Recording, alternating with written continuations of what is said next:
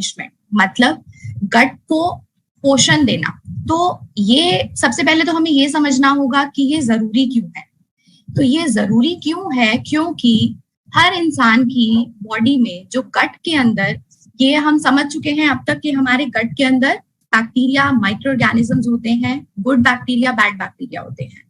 तो जो good bacteria होते हैं वो हमारे गट में हमारी पूरी बॉडी का 2 किलो हिस्सा जो हमारे वजन को देता है वो है हमारा गट का बैक्टीरिया, जो कि हमारे बॉडी के सेल्स यानी कि जो हमारी बॉडी की कोशिकाएं हैं उनसे 3 गुना ज्यादा है। तो अब आप समझ सकते हैं कि ये क्यों जरूरी है कि हम अपने गट को अच्छे से नरिश करें, हाइड्रेट करें, जिससे कि अगर हमारा गट अच्छा होगा तो हमारी हेल्थ अच्छी होगी। अब जैसा कि आप स्क्रीन पर देख सकते हैं कि आपको दो पिक्चर्स दिख रहे हैं और एक क्वेश्चन के साथ। तो ये क्वेश्चन मैं आप सबसे पूछना चाहूंगी कि क्या आप मुझे बता सकते हैं कि जो लेफ्ट साइड में है वो क्या है और राइट साइड में जो है वो क्या है? दोनों में से कैलोरी और न्यूट्रिएंट क्या है? Is left side the calorie और न्यूट्रिएंट, और राइट साइड जो है वो कैलोरी है या न्यूट्रिएंट है? सो ये सब हम समझ सकते हैं पिक्चर को देखते ही कि जो हमारा राइट साइड है, मतलब जो दाईं ओर की पिक्चर है, वो इंडिकेट करती है न्यूट्रिशन को, जबकि जो हमारा लेफ्ट साइड है वो इंडिकेट करता है कैलोरी को। तो हमें ये समझना होगा कि कैलोरी और न्यूट्रिशन क्या है। कैलोरी का मतलब क्या है? वो खाना जो हमें खाने से एनर्जी मिलेगी, मतलब ऊर्जा मिलेगी। लेकिन अगर हम बात करें न्यूट्रिशन की, तो न्यूट्रिशन क्या है? न्यूट्रिशन माने पोषण। तो वो न्यूट्रिएंट्स देगा हमें जो कि मैक्रो न्यूट्रिएंट्स हो सकते हैं जो ज्यादा मात्रा में है, जैसे कि कार्बोहाइड्रेट, फैट्स, प्रोटीन्स, या माइक्रो न्यूट्रिएंट्स हो सकते हैं जो कि कम मात्रा में पाए जाते हैं, जैसे कि विटामिन्स, मिनरल्स, फाइबर्स। तो ऐसा खाना जो हमें न्यूट्रिएंट्स दे रहा है, पोषण तत्व दे रहा है, वो हुए न्यूट्रिशन, और जो केवल ऊर्जा दे रहा है वो हुए कैलोरीज। और एक बात और हमें ध्यान रखनी है कि जो कैलोरीज हैं वो हमें सिर्फ ऊर्जा देती हैं, वो उनमें पोषण तत्व नहीं होते। लेकिन जो हमारे न्यूट्रिशन है, न्यूट्रिएंट्स है, वो हमें एनर्जी देते हैं, ऊर्जा देते हैं, लेकिन उसके साथ साथ जो भी हमारी बॉडी के अंदर क्रियाएं हो रही हैं, जो चाहे वो पाचन क्रिया हो, खाने को पचाना, या हमारा बॉडी के अंदर मेटाबॉलिज्म हो, ब्रेक डाउन रिएक्शंस हो, या और विभिन्न प्रकार की जो भी केमिकल रिएक्शंस होती हैं, उन सब के अंदर हेल्प करता है, हमारी इम्यूनिटी को बूस्ट करने में हेल्प करता है। तो आशा करती हूँ कि अब आप कैलोरी और न्यूट्रिशन के बीच का फर्क जान चुके हैं। तो अब हम समझना चाहेंगे 2 प्रकार के खाने जो हो सकते हैं। एक होता है हमारा कैलोरी डेंस फूड, एक होता है हमारा nutrient dense food. Calorie dense food से हम क्या समझते हैं? वो खाना जो कैलोरी से भरपूर है, जिसमें कैलोरी भरपूर मात्रा में है, और ऐसे प्रकार के खाने जो होते हैं उनमें हमारा न्यूट्रिएंट माने पोषण बहुत कम मात्रा में होता है। और ऐसे खाने को अक्सर हम एम्प्टी कैलोरीज बोलते हैं। एम्प्टी कैलोरीज का क्या मतलब है? खाली कैलोरीज का होना, जिससे आपको पोषण तत्व नहीं मिल पाते। दूसरा, इसमें हम इसको क्विक एनर्जी भी बोलते हैं। क्विक एनर्जी मतलब कि जैसा कि आप पिछले सेशंस में ये समझ चुके हैं कि जो भी कैलोरी वाले खाने की चीजें होती हैं उनमें सिंपल शुगर होती है। सिंपल शुगर मतलब मोनोसेकेराइड्स, ग्लूकोज। तो वो सिंपल शुगर्स हैं, बॉडी में जाते ही फटाफट एब्जॉर्ब हो जाती हैं। अब जब वो जल्दी से एब्जॉर्ब हो जाती है तो हमें जल्दी एनर्जी मिलती है, वो ऊर्जा मिलती है। बट जितनी जल्दी हमें वो एनर्जी मिलती है, थोड़ी देर बाद ही हमें बॉडी के अंदर वो थकान, लिथार्जी और आलस महसूस होता है। क्यों होता है ऐसा? क्योंकि उनके अंदर जो भी जरूरी पोषण तत्व है वो नहीं होते। और ऐसा खाना अक्सर प्रोसेस्ड फूड होता है। प्रोसेस्ड फूड से हम क्या समझते हैं? ऐसा खाना जिसको बनाने के लिए या तो बहुत केमिकल रिएक्शंस यूज हुए हों, या हाई टेम्परेचर पे या हाई प्रेशर पे उनको बनाया गया हो या पैक किया गया हो, तो उनको ऐसे एक्सट्रीम कंडीशन से एक्सपोज किया जाता है। जिसकी वजह से क्या होता है कि उनके अंदर जो थोड़ी बहुत भी अगर पोषण तत्व की मात्रा है वो और कम हो जाती है, न्यूट्रिशन वैल्यू और कम हो जाती है।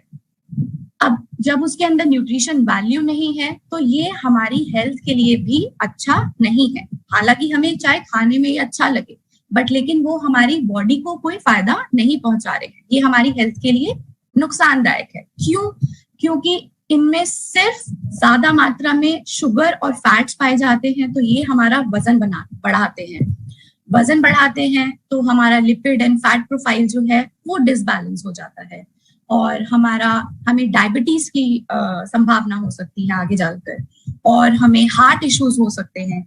तो कोशिश करिए कि ये खाना आप ना खाएं। और अगर आप बोले हम कि क्या खाना है जो कैलोरी डेंस फूड के कैटेगरी में आता है, तो वो आते हैं हमारे सारे प्रकार के डिजर्ट्स माने आपके केक्स हो गए, पेस्ट्रीज हो गए, या जो भी आप मीठा खा रहे हैं, प्रोसेस्ड फूड जैसे कि चिप्स हो गए, और आपका फास्ट फूड जैसे कि बर्गर, पिज्जा, ये सब आपके जो है कैलोरी डेंस फूड हैं, जिनमें न्यूट्रिशनल वैल्यू बहुत ना के बराबर है या नहीं है।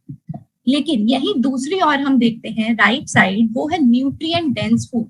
न्यूट्रिएंट डेंस फूड की अगर मैं बात करूं तो ये ऐसा खाना जो कि न्यूट्रिएंट से भरपूर है, मतलब पोषण तत्वों से भरपूर है। अब इसमें क्या होता है कि न्यूट्रिशनल वैल्यू, पोषण तत्वों की मात्रा बहुत ज्यादा होती है, तो उस वजह से एनर्जी हमें ये भी प्रोवाइड करते हैं, ऊर्जा हमें इनसे भी मिलती है, पर केवल ऊर्जा नहीं मिलती। और जो एनर्जी ये हमें देते हैं वो है सस्टेन्ड एनर्जी। अब सस्टेन्ड एनर्जी से हम क्या समझते हैं? सस्टेन्ड एनर्जी से हम ये समझते हैं कि ऐसी एनर्जी, ऐसी ऊर्जा जो हमें काफी लंबे समय तक मिले और महसूस हो, और न्यूट्रिएंट्स मिले। तो जैसे जैसे हमारी बॉडी के अंदर वो न्यूट्रिएंट्स, वो पोषण एब्जॉर्ब होते जाते हैं, वैसे वैसे हमें एनर्जी जो है वो मिलती रहती है। तो हमें कंटिन्यूअस एनर्जी मिलती है ऐसे खाने को खाकर। और इसमें क्या आता है, जैसा कि मैंने अभी आपको बताया था, मैक्रोन्यूट्रिएंट्स एंड माइक्रोन्यूट्रिएंट्स, मतलब carbohydrates, complex carbohydrates, fats and proteins, healthy fats, and micronutrients like vitamins, minerals, fibers।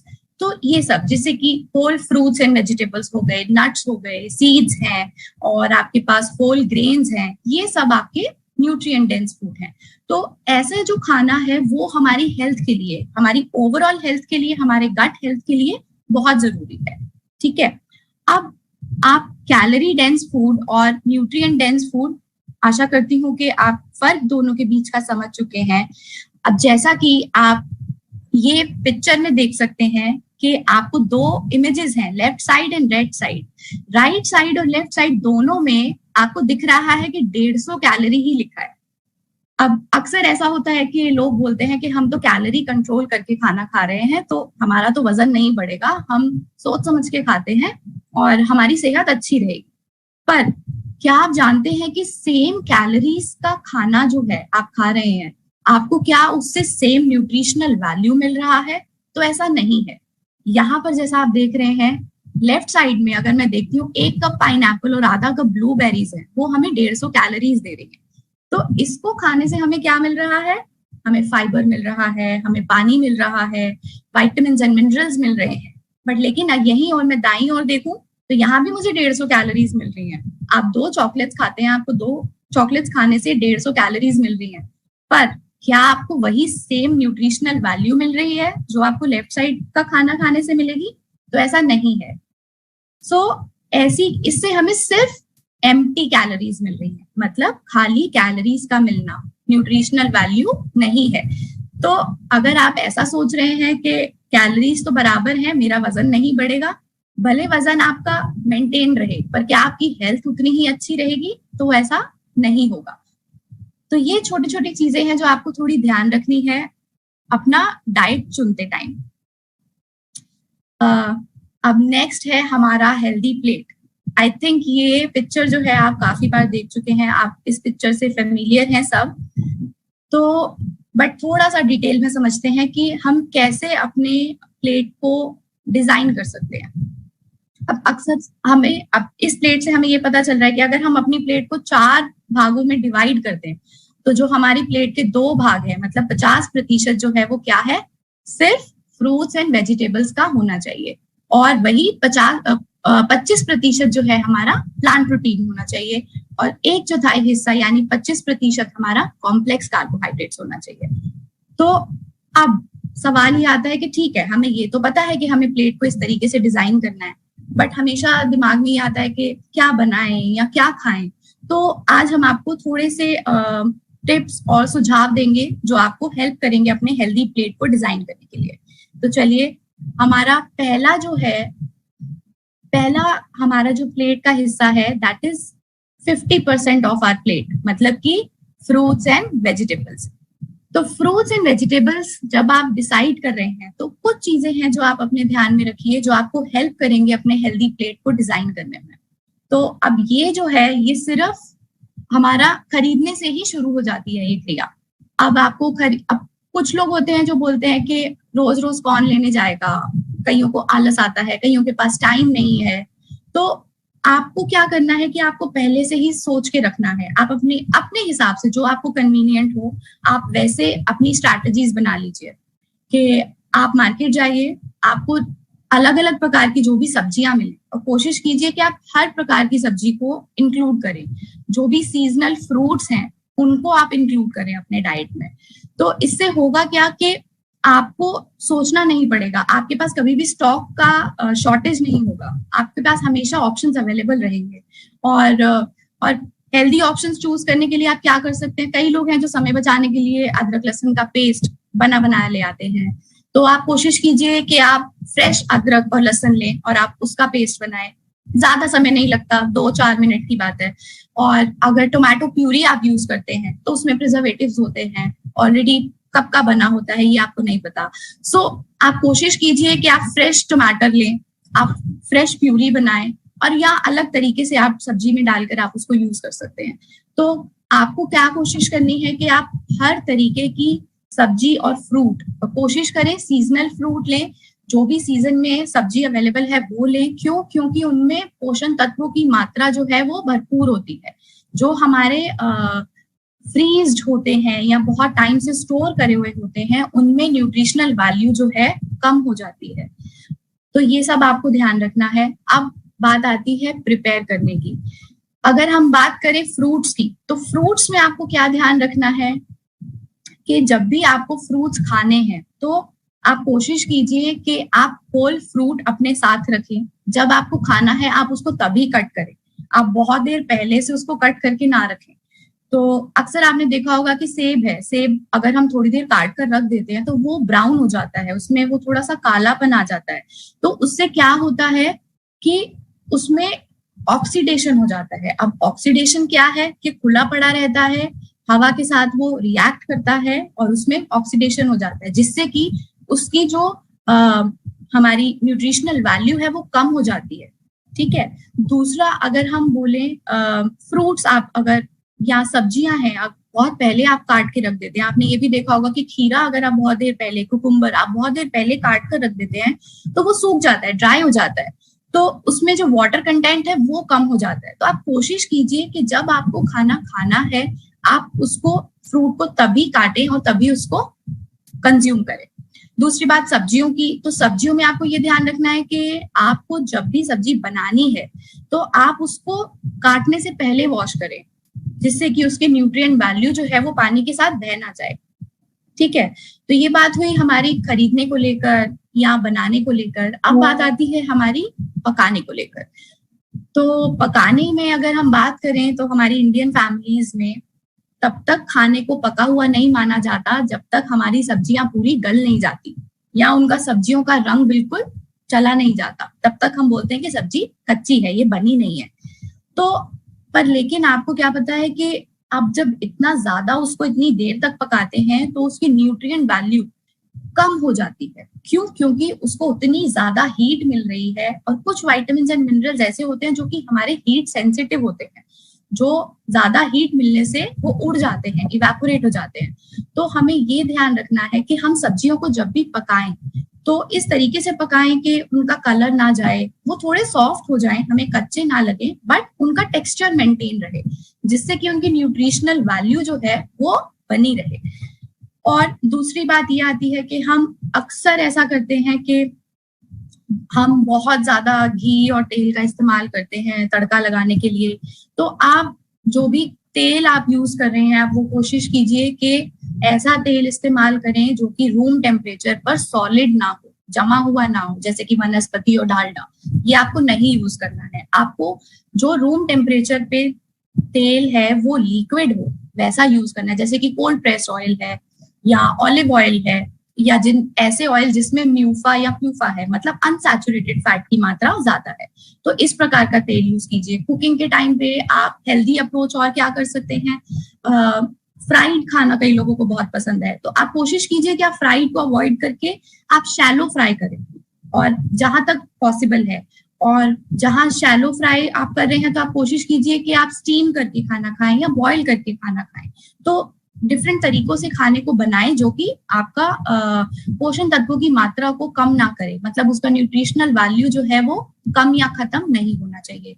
But एक बात और मैं आपको कहना चाहूंगी कि बॉईल करते टाइम अक्सर बहुत लोग बहुत सारा पानी डाल देते हैं, तो आप ये ध्यान रखिए कि आप उतना पानी डालें जितने में आपका खाना जो है वो पक जाए, एक्स्ट्रा पानी ना हो।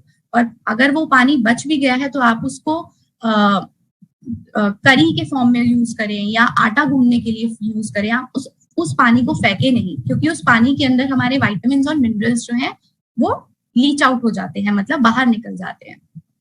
यही हम बात करें अब सर्विंग की, हमने खरीद लिया, प्रिपरेशन के पॉइंट्स ध्यान रख लिए, पकाने के लिए जो क्या चीजें हैं वो ध्यान रख लिया, अब बात आती है सर्व करने की। तो सर्व करने के लिए हमने अभी समझा था कि हमारी प्लेट का 50% हिस्सा जो है वो होगा फ्रूट्स एंड वेजिटेबल्स, तो आपको उसी तरीके से अपनी प्लेट के अंदर इसको सर्व करना है। आप सब्जी के फॉर्म में रखिए या सैलेड के फॉर्म में रखिए, और आप सर्व करते टाइम आप इसमें धनिया डाल सकते हैं या लेमन डाल सकते हैं विटामिन सी का कंटेंट बढ़ाने के लिए। तो ये कुछ चीजें हैं जो आपको ध्यान में रखनी चाहिए। अब बात करते हैं हमारे दूसरे हिस्से की प्लेट की, जो है 25% प्लांट बेस्ड प्रोटीन। अब प्लांट बेस्ड प्रोटीन क्या होता है? प्लांट बेस्ड प्रोटीन में आएंगे आपकी सारी दालें और जो भी आपके बीन्स हैं, जैसे कि आपका मूंग दाल है, अरहर की दाल है ना, चने की दाल है, या राजमा है, या सोयाबीन है, लोबिया है, ये सब हमारे प्लांट बेस्ड प्रोटीन्स हैं, या नट्स या सीड्स हैं। तो इनको खरीदते समय आपको क्या ध्यान रखना है कि आपको सारे प्रकार की दालें लेनी है, क्योंकि कोई दाल है किसी के अंदर कोई अमाइनो एसिड, कोई प्रोटीन की मात्रा ज्यादा है, किसी में किसी प्रोटीन की मात्रा ज्यादा है, तो जिससे कि आपकी बॉडी को सारे प्रोटीन्स मिले भरपूर मात्रा में, तो आपको सभी विभिन्न प्रकार की दालें जो है वो आपको खरीदनी है। कोशिश कीजिए कि आप अलग अलग तरीके के बीन्स को भी लें और नट्स और सीड्स को लें, और लेते टाइम ये ध्यान रखें कि उनमें कीड़ा ना लगा हो। कीड़ा लगे होने की पहचान क्या है कि उसमें छोटे छोटे होल्स हो जाते हैं, छेद हो जाते हैं, तो आप वो ध्यान रखिए। और हमेशा अपने जो दालें हैं या नट्स या सीड्स हैं उनको एयर टाइट कंटेनर में स्टोर करके रखें, कूल टेम्परेचर पे या नॉर्मल रूम टेम्परेचर पे। अब बात आती है प्रिपेयर करने की। तो दालें प्रिपेयर करने के लिए आपको क्या करना है कि उनको आपने पहले अच्छे से वॉश करना है। वॉश करने के लिए, वॉश क्यों करना है? क्योंकि अक्सर क्या होता है कि दालें जब बनती हैं तो उनमें पॉलिश की जाती है, तो आपको उस पॉलिश को हटाना है। अगर आपकी अनपॉलिश दाल है तो बहुत अच्छा है, बट अगर नहीं है तो आपको पॉलिश को हटाना है। वॉश करने के बाद आप कोशिश कीजिए कि आप उसको थोड़ी देर सोक करके भिगो कर रखें।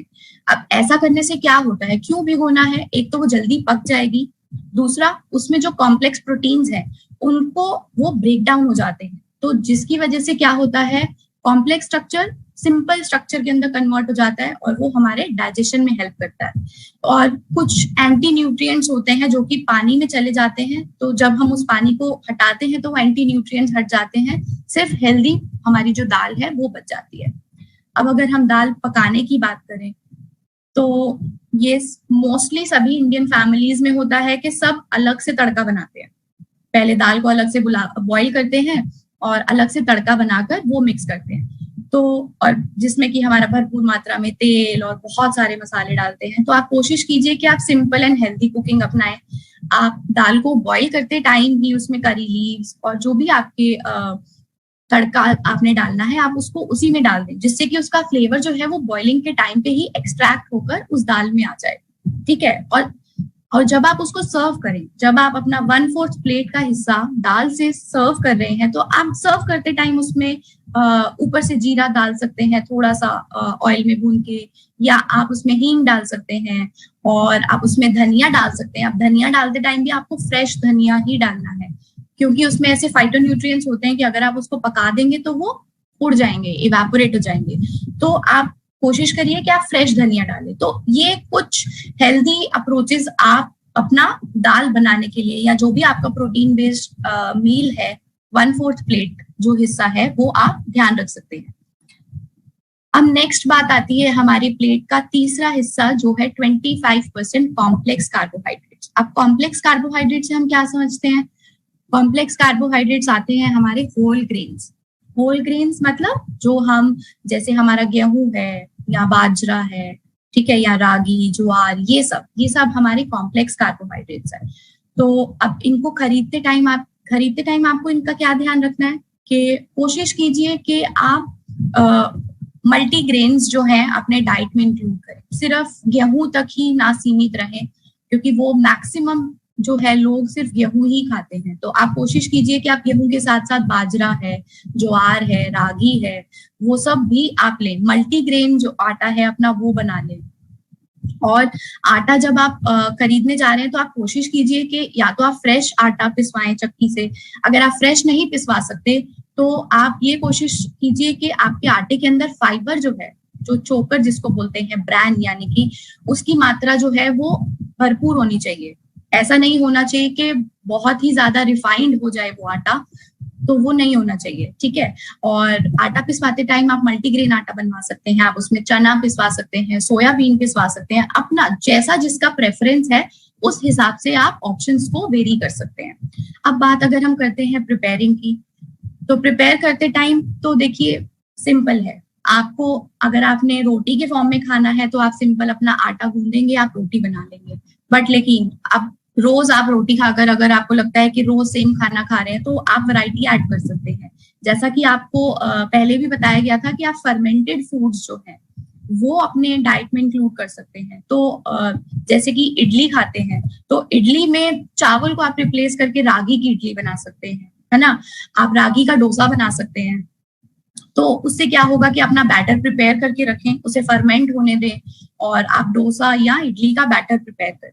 अब अगर हम बात करें कुकिंग की, तो कुकिंग में आपको क्या ध्यान रखना है कि अब जैसे मैं बोलूं कि आप डोसा खाएंगे वो भी ठीक है, तो आप उसमें तेल का कम इस्तेमाल करें, ठीक है। या फिर आप उसमें ऑप्शन, हेल्दी ऑप्शन क्या है कि अगर आप डोसे की जगह आप इडली खा लें, अगर आप रागी की इडली बना रहे हैं तो, या आपने कोई और ग्रेन लिया है तो उसमें क्या होगा कि आपके पास स्टीम है, स्टीम में कोई ऑयल यूज नहीं होगा, तो वो डोसे से भी हेल्दियर वर्जन है। तो ये सब कुछ चीजें हैं जो आप ध्यान में रख सकते हैं। अब अगर हम बात करें सर्विंग की, सर्विंग में आप क्या करेंगे, अपने प्लेट का 1/4 हिस्सा, मतलब 25% हिस्सा जो आपकी प्लेट का वो कॉम्प्लेक्स कार्बोहाइड्रेट से जाएगा, चाहे वो डोसा हो, इडली हो, या आपका रोटी के फॉर्म में हो। अगर आपको इन सब चीजों में नहीं खाना है तो आप बाजरा, ज्वार, रागी, इन सबको आप रोस्ट करके रख सकते हैं, या रोस्टेड स्नैक्स भी आते हैं, या तो आप ले सकते हैं जो हेल्दी है, या आप फ्रेशली आप उनको रोस्ट करके रख सकते हैं और आप वो खा सकते हैं। तो इस तरीके से आप अपने प्लेट में कॉम्प्लेक्स कार्बोहाइड्रेट्स को इंक्लूड कर सकते हैं। ये बात हुई हमारे प्लेट की कि क्या क्या हमारे प्लेट में खाना होना चाहिए। अब जैसा कि हम जानते हैं कि मसाले जो हैं हमारे इंडियन क्यूजीन का बहुत इंपॉर्टेंट पार्ट है। हम सब मसाले यूज करते हैं अपना खाना बनाने के लिए, जैसे कि नमक है, मिर्च है, हल्दी है, जीरा है, तो ये सब स्पाइसेस और कॉन्डिमेंट्स होते हैं। अब अगर हम जाने कि स्पाइसेस और कॉन्डिमेंट्स क्या होते हैं, तो स्पाइसेस होते हैं मसाले, जैसे कि हमारा नमक, मिर्च, हल्दी। और कॉन्डिमेंट्स की अगर हम बात करें, कॉन्डिमेंट्स हो गए जैसे हमारा धनिया है, पुदीना है, ये सब जो हमारा खाना बनाते टाइम यूज नहीं होते बट खाना सर्व करते टाइम ज्यादा यूज होते हैं। और मसाले अक्सर हमारा खाना जो है पकाते टाइम ज्यादा यूज होते हैं। अब ये क्यों इम्पोर्टेंट है, क्या रोल है इनका? जैसे हम सब जानते हैं कि हल्दी जो है वो बहुत अच्छी होती है। हल्दी के अंदर एंटी इन्फ्लेमेटरी प्रॉपर्टीज होती हैं। क्यों होती हैं? क्योंकि उसके अंदर कुर्कुमिन होता है। अब कुर्कुमिन की वजह से वो हमारा इन्फ्लेमेशन को रोकता है और वो हमारा इम्यूनिटी बनाने में हेल्प करता है। और ऐसा ही अगर हम बोले कि अदरक है, अदरक जो है उसके अंदर भी हमारा एक जिंजरॉल नाम का एक्टिव होता है। तो वो क्या करता है कि एक तो डाइजेशन में हेल्प करता है, दूसरा आपने ये देखा होगा कि अक्सर जब गला खराब हो जाता है तो आप बोलते हैं कि अदरक का रस ले लीजिए या अदरक वाली चाय पी लीजिए। क्यों होता है ऐसा? क्योंकि उसके अंदर जिंजरॉल प्रेजेंट है, तो उसकी वजह से वो आपके गले को और आपके डाइजेशन को ये सब हेल्प करता है ठीक करने में। और यही हम बात करें हमारे जीरा है, जैसे जीरा है, अजवाइन है, सौंफ है, तो ये सब जो है हम बोले ये कार्मिनेटिव होते हैं। अब कार्मिनेटिव क्या होते हैं? ऐसी चीजें जो हमारे डाइजेशन में हेल्प करती हैं। अब कुछ लोग होते हैं जिनको बहुत ज्यादा गैस और ब्लोटिंग होती है, कुछ भी खाते हैं उनको गैस और ब्लोटिंग होती है, तो ऐसे क्या कर सकते हैं आप अपने खाने के अंदर अजवाइन का या जीरे का, चाहे आप उसको इन्फ्यूज वाटर के फॉर्म में ले सकते हैं मॉर्निंग में, या आप उसको अपने खाने के अंदर इंक्लूड कर सकते हैं। तो ये सब जो है ये आपको आपके डाइजेशन में, आपके पाचन में हेल्प करते हैं। ऐसे ही आपने धनिया या पुदीने की चटनी बनाते हैं, वो भी आपको डाइजेशन में बहुत हेल्प करती है।